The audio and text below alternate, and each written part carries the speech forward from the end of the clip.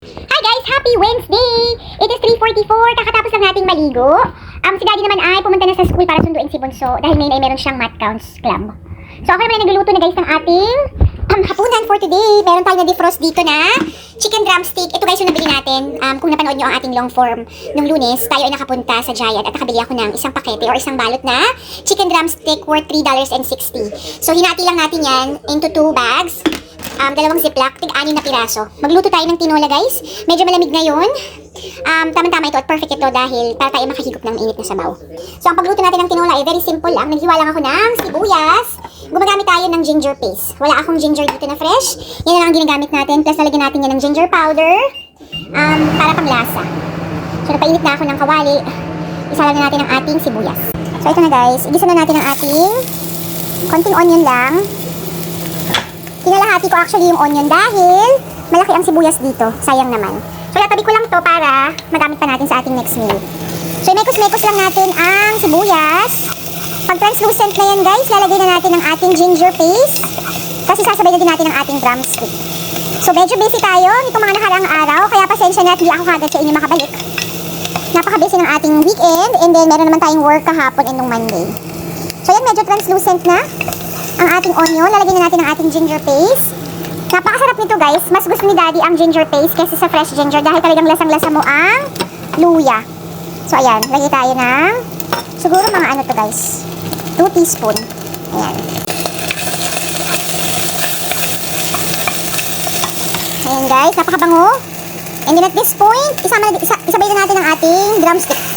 So kung pansin nyo guys, tinanggal ko yung balat ng manok.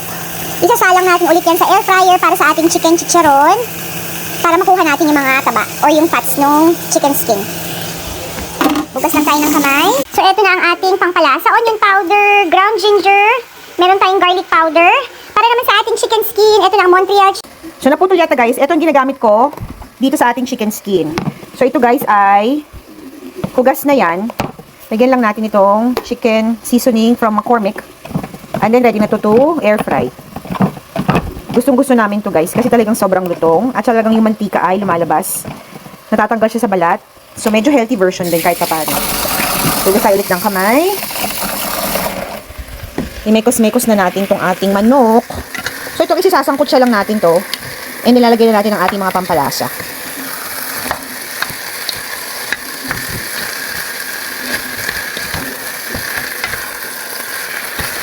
Para naman sa ating gulay, meron tayong frozen dahon ng sili, and then meron din ako ditong spinach. So isasahog na natin to guys para tayo naman ay makakain ng gulay. Ayan. Okay guys, at this point, lagay na natin ang ating garlic powder. Ito na guys ang ating ginger powder. Maliban pa sa fresh ginger, lagyan din natin ng ginger powder. So tayo ay nagbabahing-bahing. Sana naman tayo ay huwag magkasakit. And then ito na ang ating onion powder. Ayan guys. Lalagyan na din natin ang ating chicken cube, yung chicken bouillon, kalahati lang dahil maalat ito. Ayan na guys. Nasasangkot siya na ang ating chicken drumstick. Tatakpan lang natin to para maluto ng bahagya ang chicken. So ito na guys yung ating chicken skin. Lutuin na natin yan sa air fryer.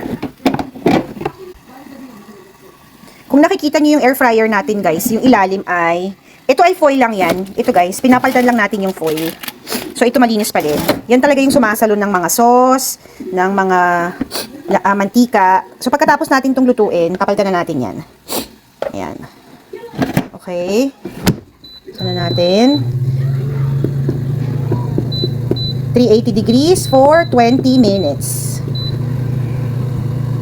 So ito na guys ang ating mga leftover. No? Meron pa tayo ditong adobong baboy. Meron pa tayong konting torta, pork chop.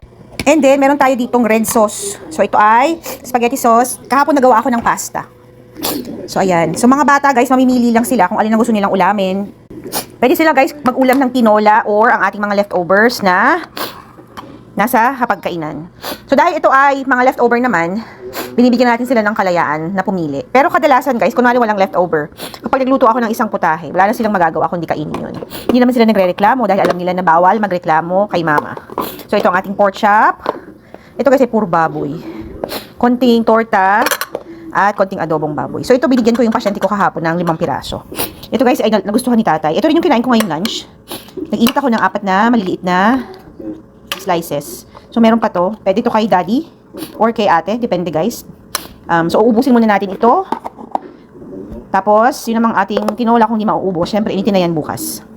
Okay guys, habang tayo ay nag-aantay ng ating tinola, ipapakita ko sa inyo ang ating nabiling houseplant ngayong araw na ito. So kanina nagpunta ako sa Giant, na malapit na naman sa bahay ng aking patient. Wala tayong nabiling karne dahil ngayon ay wala silang mga naka-clearance. Pero tingnan nyo ang ating nakita. Ito guys, ang ating bagong rubber tree plant. Ayan, tingnan nyo guys. Ito ay color green. Obviously, kita nyo naman. Ang price nito guys ay $509. So, ang original price niyan ay $16.99 or almost $17. Ito ay naka 70% off, kaya naman nabili lang natin ito sa halagang $509. At ang vase nito guys, napaka-aesthetic. Aesthetic pa dyan. So, ito guys ay ceramic na white vase. So, kung bakit nila ito naka-clearance ay dahil sa, tingnan nyo guys yung isang pirasong dahon. So, ayan guys, ay putol. At medyo nagba-brown-brown. Parang medyo crispy-crispy yung isang dahon. Pero okay pa din guys, dahil tingnan nyo may mga bago ng siloy sa ilalim. And then, sa taas naman guys, ay meron ng patubo.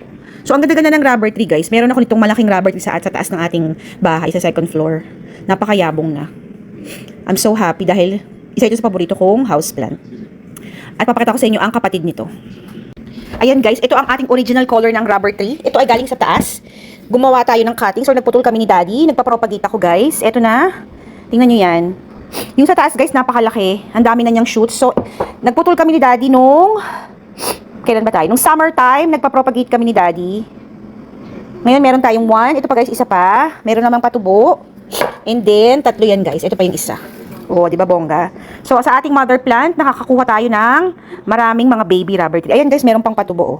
So, itong variation na to guys, yung variety nito, yung dahon niya ay dark green. Ayan. Ito naman ay medyo parang yellow green yung nito dahon. Tapos guys, ito pang isa. Ito rin nabili ko rin to guys. Ito naman ay color pink. O, di ba ang ganda? Ayan. Ito ay ficus. Ficus or rubber plant. So, meron tayong 3 iba't ibang kulay. Meron ako nitong alaga guys, parang dilaw. Pero namatay yun, hindi ko siya naalagaan ng maayos. Sana kung di namatay yun, meron tayong 4 na kulay ng ating rubber tree. So ito guys, tingnan nyo, dalawa yan. Dalawa yung tangkay niyan. Pag ito ay medyo lumaki-laki guys, pwede na din natin itong i-propagate. Para to ay dumami. Ayan. Dito ko na siya nilalagay sa ating window sill. Dahil wala na tayong pwestuhan ng ating mga houseplant. Dahil ang bahay natin ay puno ng houseplant. Meron din tayo ditong, tingnan nyo, napakaganda rin ito guys. Ito naman 3 yan, sa isang puno. Ito nabili ko din to, napakalaki na nito guys. Naka-clearance na lang din to. Ito guys, nabili ko to $7 yata, itong ganito kalaki. So, mahilig tayo sa halaman, indoor, outdoor. Gustong-gusto natin yan. Si daddy pala nung Valentine's Day, no, hindi ko napakita sa inyo. Sabi ko wag na niya ako regaluhan ng flowers or chocolates, wala naman tayong hilig doon. Pero binilhan niya ako niregaluhan niya ako ng orchid. So, ito ang ating orchid guys. Tingnan nyo gaya, napakaganda. Oh. Dito ko lang nilagay para talagang maarawan. So, ito ay from daddy nung Valentine's. Ito ang ating dining room, kung saan marami pa tayo iba't ibang klase ng houseplants. Ayan guys. So, ito ay dining room / tambakan. E di wow, siopaw. Ito ang swimming bag ni Bunso, ang kanyang parka. Dito na din sinasabit ang kanyang jammers. Ito na ang kanyang towel. At ito guys, yung na-propagate namin from the Monstera. Nakalagay lang siya sa vase. Meron tayong 2 Monstera plant in a vase. Ayan. Tingnan nyo guys, ang ganda-ganda. Natutuwa ako sa mga house plants ko guys. So, kahit sa labas ay winter or snowy, sa loob ng bahay guys, marami tayong mga greenery. Ayan. So, karamihan dito guys, ng mga ng mga houseplants natin ay mga regalo. Regalo ng kaibigan, regalo ng pasyente, ganyan. So, ang ating dining room / gubat, ito yan guys. Yung bromeliad na ito ay galing to kay daddy. Natuyo na. Dati ito nung binigay niya, ay maganda ang bulaklak. Ayan. So, ang ito guys, nawala na yung dahon ng ating croton plant. Ito guys, kala ko mamamatay na to dati. Last year pa to. So ngayon, talagang nawala na yung dahon. Pero, hindi ko pa to itatapon or hindi ko pa to ilalabas kasi baka mamunga pa yan. Dati kasi ganyan din yan, walang kadahon-dahon. Pero, nakasurvive siya. So, ito ang ating dining room situation. Ito naman guys, angel wing begonia. Ito ay cuttings na din to. Ito ay bigay sa akin ng aking patient from 3 years ago. Ayan. So, ito cuttings na to. Marami na tayong na-propagate na angel wing begonia. Pakita ko sa inyo ang mother plant niyan. Doon guys, nandun yung mother plant. Nakita nyo ba to guys? Nakita nyo yung net na yan? Yan ay para kay ate.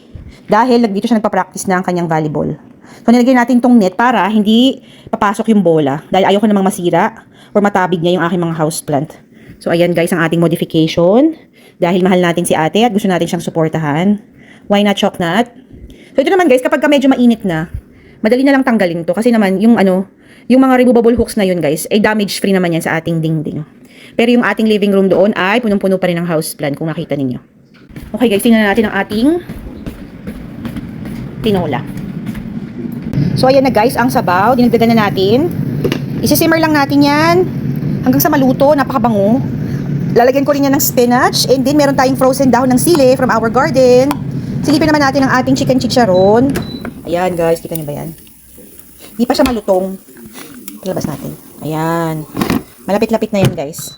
Tama-tama to pagdating ni Bunso, makakamilyenda siya. Okay guys, naupo muna ako. Dala-dala natin ang ating computer at ang ating work phone. So bukas ang ating work ay sa facility. Hindi ko to nagamit kaninang umaga dahil yung ating work phone ay hindi ko mo-connect sa ating laptop, so hindi tayo nakapag-documentation. I think yan lang muna for today's video guys. Hindi ako masyadong nakaka-comment or nakakasagot sa inyong mga comments sa ating Facebook dahil tayo ay sinusumpong ng carpal tunnel. So sinisave ko na lang yung aking lakas ng daliri or ng kamay sa pag-type ng ating documentation. Dahil kapag sa cellphone guys, kapag pinipindot ako ng ganyan, sumasakit na yung ating wrist. But susubukan natin ang ating sa abot ng ating makakaya para balikan kayo isa-isa. Maraming salamat sa patuloy na sumusuporta sa akin dito sa FB World, lalo-lalo sa mga nagpapatala at tumatapos ng ating video. Yan lang muna for today's Wednesday video. Happy Thursday Pilipinas and Happy Wednesday America. Remember, family time is the best time and every gising with your family is always a blessing. Bye!